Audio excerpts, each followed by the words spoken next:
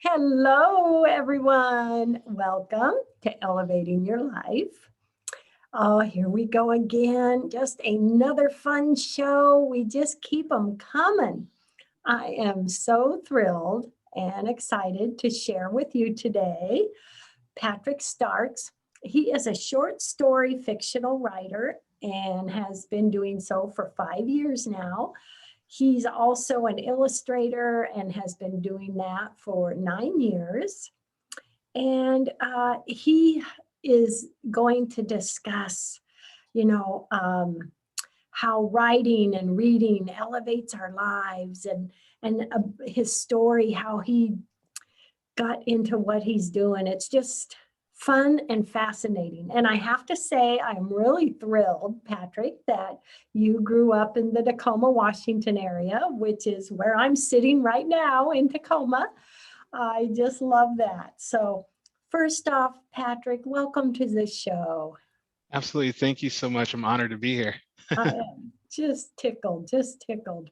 Well, first off, tell us a bit more of your amazing background and kind of the steps you took to where you're at today and what you're doing today.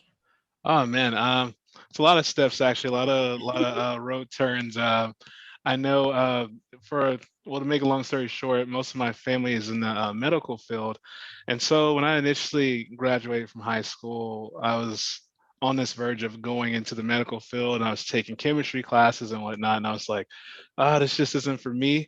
And it just dawned on me. I was like, my mom sat down with me, and she's like, Patrick, you've always liked drawing, you've always liked writing, and you've always been the artsy kid of the family.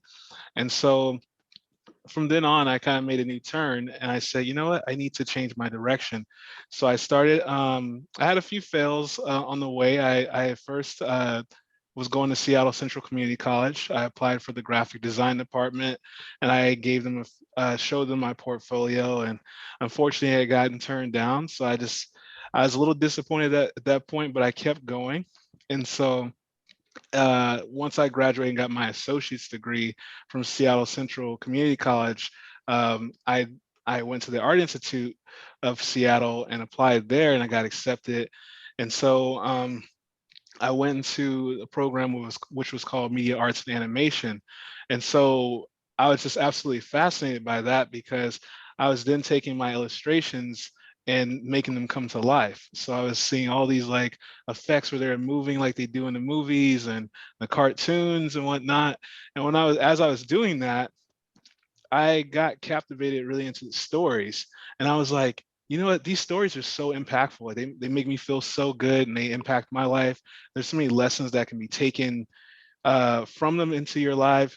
And I got really deep into the stories and I said, you know what? Let's put the illustrations down for a bit because we've really kind of like gotten a little mastered with it, but we can always improve, of course. And I told myself, let's get deep into the stories. Let's start writing and see where we go. And it just felt so natural for me. And I had forgot about it. I was like, I'm a just natural writer. And so I just started writing and I started having these lessons in them, like these morals in them that people were like, wow, this really helped me today. Like I really realized, pulled something from this that I can take into my everyday life. And so that's ultimately my goal when I write my fictional stories. Although they are fiction, they're still very close to reality because of the morals in the story. So here I am now. I've been writing short stories for a long time now. I actually got a book on Amazon called Paycarc Stories. That's Pacharc, and you can find that on Amazon, and it has a whole bunch of my short stories that you guys can read as well. And I have short stories, of course, on my website. If you go to patrickstarks.net, you can also find them there. You can find my readings there. But yeah, now I am now, still writing and still enjoying it, and just being elevated through my writing. Isn't it so fantastic how we can kind of set a plan and this is where I'm going to go. And then we realize, but I really have a passion for this. And Exactly. when you take the steps, you can discover and open up something that is so beyond what you dreamed you'd be doing. Yeah, it's really, it really is amazing.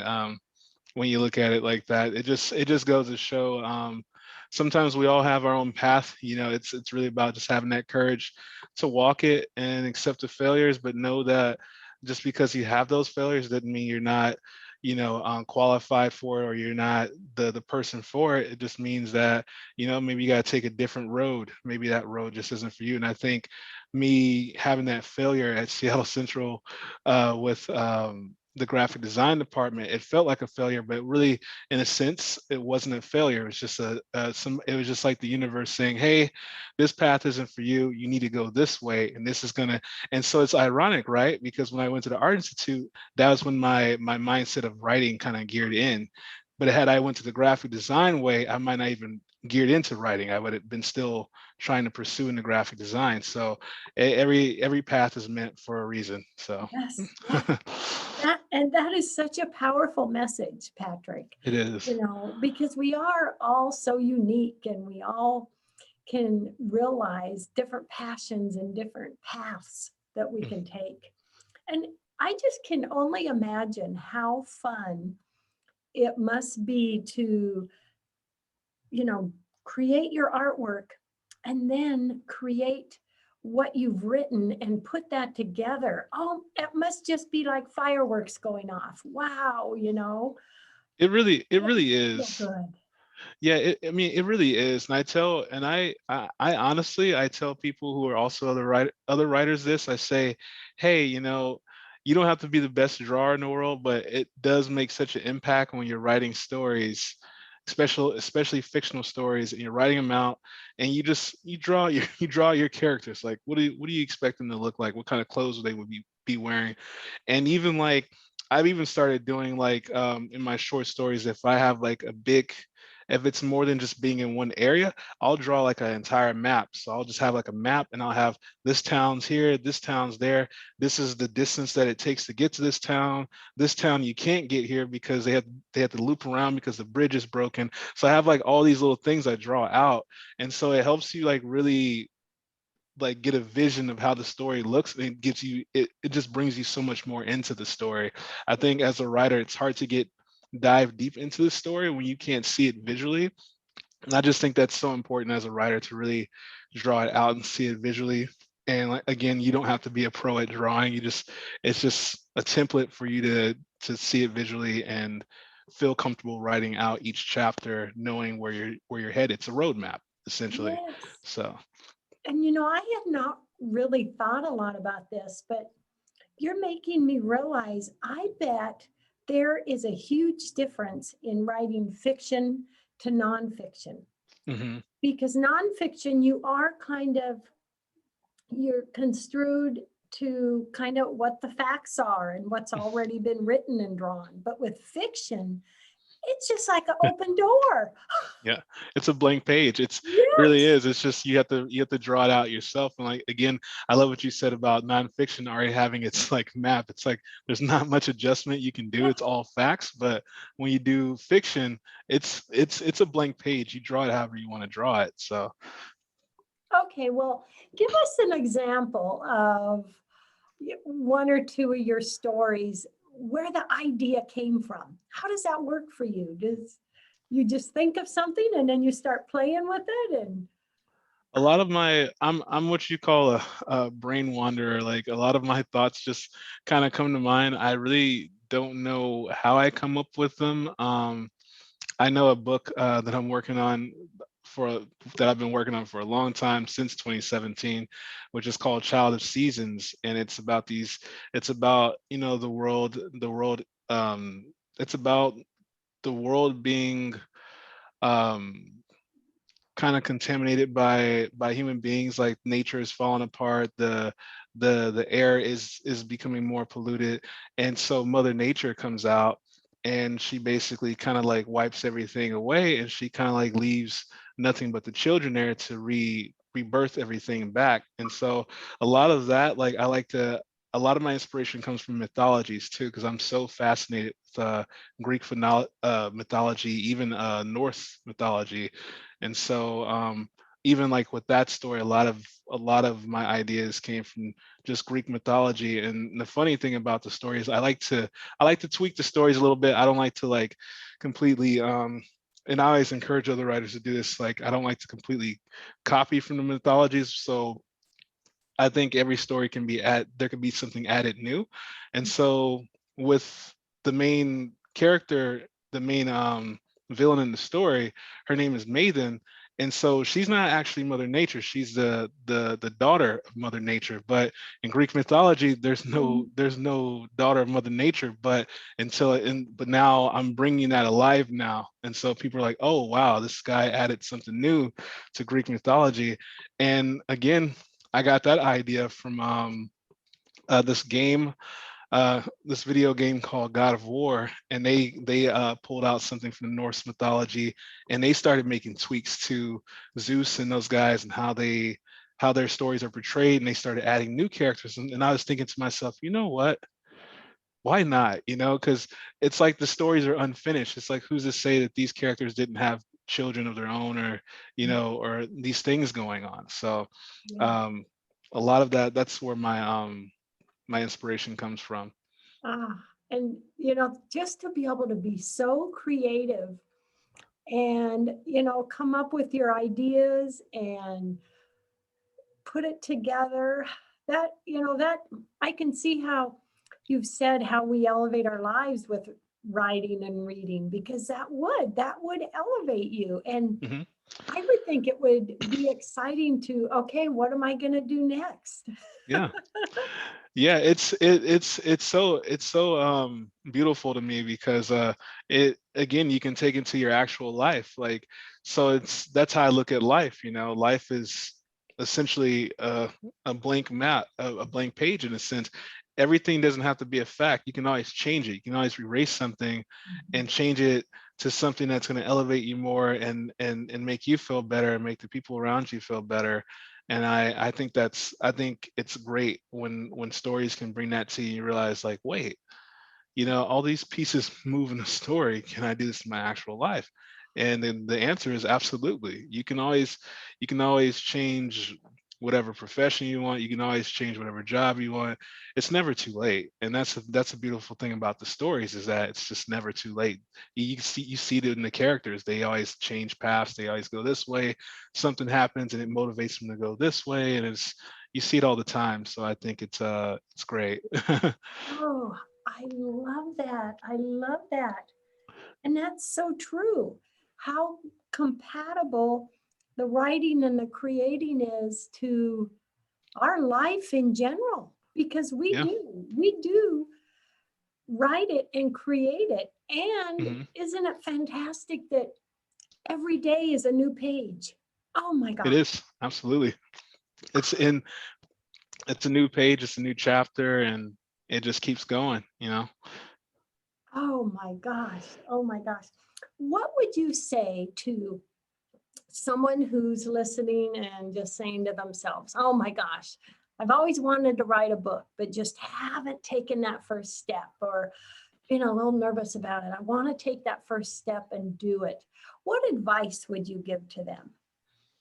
I would tell them first, what do they like? Like what's what type of like environments do they like to see? Like, so I know everyone has their favorite movies, everyone has their favorite genre. So first it would be, what's your genre? Like, do you gravitate more towards romance films and novels? Do you gravitate more towards horror films and novels? Do you gravitate towards more of action adventure? And then when you get that figured out, then you can dive into how do you want the hero to be? How do you want the villain to be? Do you want the hero or the villain to reflect you in another light? It's because a lot of times I've noticed too with some writers, they will, if there's always going to be one character that's just slightly like them and people don't know it. And one of my favorite authors, Neil Gaiman, hinted that. He was like, yeah, one, because they asked him like, well, which character best represents you? And I forgot the name of the character in the book, but people were so shocked. They were like, wow, that character is the one that represents you. But it's like we all have these different shades of us, and sometimes those characters portray those different shades of us. So I think it's just really just grabbing a piece of paper and just letting your brain flow, because naturally those characters are going to develop, because they're going to always be a they're those characters are always going to essentially be a part of you in a sense. So even like again in the book that I'm working on with Child of Seasons, I have there's twins in the story named Kato and Kiana, and both Kato and Kiana do kind of like reflect me in a light in some ways. So it's one of those things. It'll flow naturally. I would say just don't be afraid. Have the courage, and even have the courage to post it up, because I believe the readers world is very friendly. I think, so I was nervous when I first made my first short story post. I was like, oh my god, people aren't going to like it, this is going to be good. And actually I was surprised. I was getting likes and people were commenting on it. And I think really just having the courage to just write it, put it out there, and hear people's feedback. And I think, and there were some stories where, I had feedback where, oh, the grammar was off a little bit. So I had to go back and revamp and figure out, okay, how can I make my grammar better? And that's the only way you're going to grow as a writer. It's just Yes. being bold and just putting yourself out there. And that's like, that applies to every aspect of life, for every genre. It's not just for writers, it's for any profession. It just puts yourself out there and eventually you'll grow. You just got to be willing to take the hits. Yes. Well, I recently, last year, published my first book. Mhm. Why Am I So Happy? My motivational book. But you know what it made me think about? When I was in high school and college, I loved English. Mhm. English class was one of my favorite. And I know in high school, I said to myself, I would love to write a book someday. And it took, you know, most of my lifetime. It was at 60, I finally did it. And I Yeah. was just so excited. It made me so happy to accomplish this little dream. And I bet, when you published that first book, you did that first creation, I bet you were dancing also. Yeah, I So was much fun, isn't it? yeah, it was very exciting. I was a little nervous. I was like, oh man, I got my first book. It's kind of like letting your child go. It's like Yes, you've been cradling them the whole time, and you're just like, yes. oh man, I'm not ready to let this little one out into the world. And so yeah, it's nerve wracking, but it's exciting as well. And so I'm like you. I was very, it was like a weight off my shoulders. I felt very accomplished, and I felt very just excited. And a lot of times too is now I'm at this mode now in my life with writing. I'm just like, uh sometimes you have to just be patient, but sometimes I'm like, oh man, I wish I could just get this book done, because I have other ideas. Again, I'm kind of a brain wanderer, so I have these other ideas that pop up, and I just want to move on to the next book. But if I know it, that if I move on to the next book, then it's going to delay this book from getting done, and it'll never get finished. And that's some advice I can tell. That's some advice I can tell a lot of writers today, is be careful about that, because it's it's kind of like the writer's version of what's the word for it, I'm trying to think of it. um I can't think of it for right now, but as a writer, you don't want to, delay other stories by diving into new stories, because then your stories won't get finished, and you'll just look at every bit of your works and they're half finished. And I had a bad habit of that as a writer starting off. All my stories, you would see it, and I still do this sometimes, but I'm getting better at it, because I know some people are like, we want more. Like, how does it end? Because a lot of my short stories, it's Finish like, it.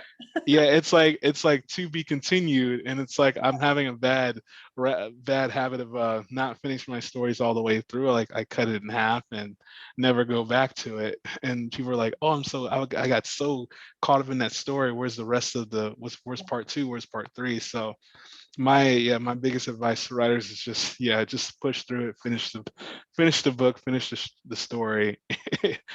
I bet it could be pretty easy to, be on this story, and then being as creative as you are, Hmm. coming up with another idea for another book or another story. And so then your mind kind of goes to that and your focus, Yeah. just because you're in that major creative mode. Yeah.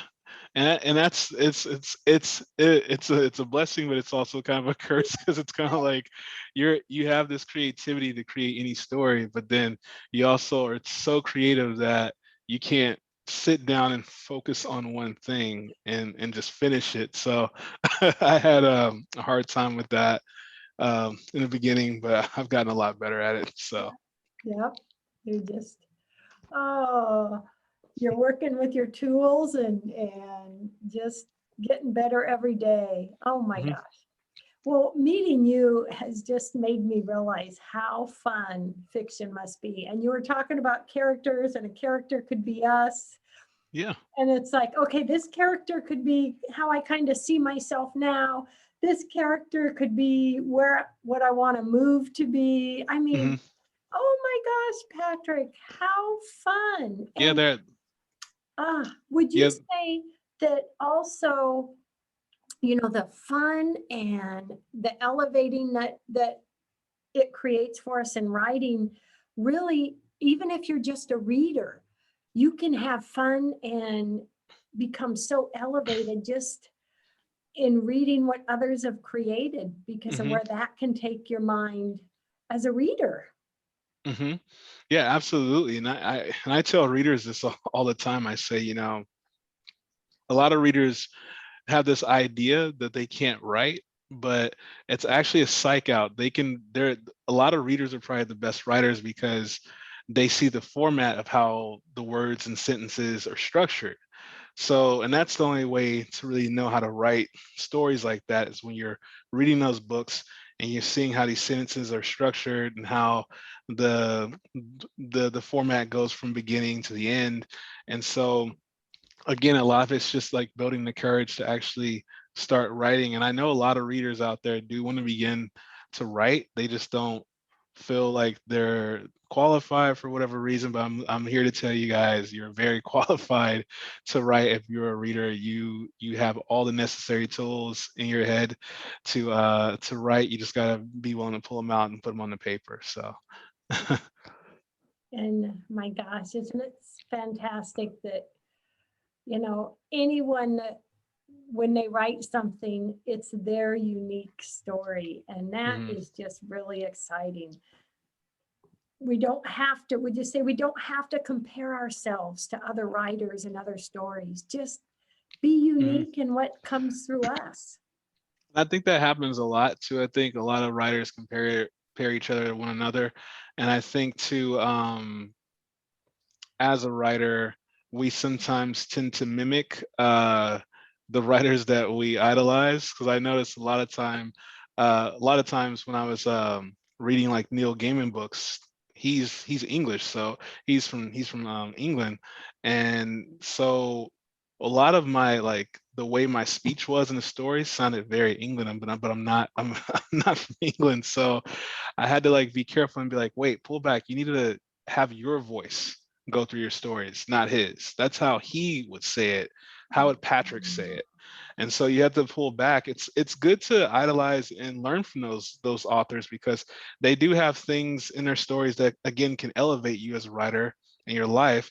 You just need to find a way to portray your own voice through it, and that comes through time. It doesn't happen instantly, but eventually through time you start to develop your own voice while also having the same like skill set as they would have. So your writing is like up up up to par with them, but just in your own voice. Yeah. And so I think that's the best way to elevate as a writer is just knowing that don't be afraid to learn from other authors, but also be aware of your voice and not mimic them completely. Yes. And I'm guessing that as readers, when readers read a book, there may be things or points in a book that may trigger and inspire one reader, but maybe something different in the story that triggers and inspires the reader, Mhm. all due to our individuality. And that Absolutely. really makes it fun. Yeah, absolutely. It really does make it fun, and I've had so many stories that I had to highlight it. I had to like actually put a little tab there and come back to it later. It's like I'm gonna, even though I'm finished with this book, I'm gonna highlight this one, put a tab on there. So when I Oh, go back to my little library shelf, I go back to it and I look at it because sometimes we forget. We'll go back to this is a little trick that I can tell. This is a little tip I can give everybody. So I'll leave a little tab in there and highlight what was meaningful to me in the story. And so even though you're finished with it, I could come back to it months later and be like, wow, did I not finish this book? And then you look at it, you open it, you get a big surprise. You get it, you see the highlight and you be surprised on how much it'll impact you because it's weird how timing works in the universe because what happens is when you pull that book from the shelf eventually that very thing you need to read is just the thing you need to hear at that moment, and it's just so powerful. yes. Oh, I love it. I love it. Well, Patrick, with just a few minutes left in the show, what last words do you want to share with everyone today? um I would say, yeah, just again, be bold. Don't be afraid to write and get into reading. I think it really does. No, I know that it really does elevate one's life, and I believe that everyone should, you should go to Barnes and Nobles anywhere and grab a journal, start journaling a little bit, put down your thoughts on paper, and then months later, come back and read those thoughts and see how you were feeling and see how much you elevated from those feelings. And I think that's a very big thing that can help elevate you when you can look at your past voices, I would say, because our voices change throughout time, and I think when you write those things on paper, um, and go back to them, you can really see it's like an award. It's an accomplishment. You can Oh, see how much you've grown from those voices. So oh, I love that. That is beautiful. Oh my gosh. Yes. Yes. Oh, please, before we say goodbye, if you'll share your website one more time for my audio audiences, I would love that so they can check you out and absolutely, read those um, writings. absolutely. My website is patrickstarks.net. So PATRICKSTARKS.net. And that's where you can find all my short stories. I even have some affirmations on there that can also help you guys elevate your life, as we have been discussing. And yeah, Oh, I love it. I love it. And I'm so excited. This has been so great. And uh, I'm honored. Yeah, this has been fun. It's been great talking with you and meeting you. It's yeah, definitely, we have to do this again. yes, I think that's a great idea because you have so much wisdom to share and so much fun. I love it. And I'm going to call this the We Are Elevated show. Yes, exactly. Yeah, Oh I my love God. it. Oh, Patrick, thank you so much. No, thank you Hugs so and much. blessings. Everyone out there, hugs and blessings. And thank you for joining us. Bye. Bye. Thanks, guys.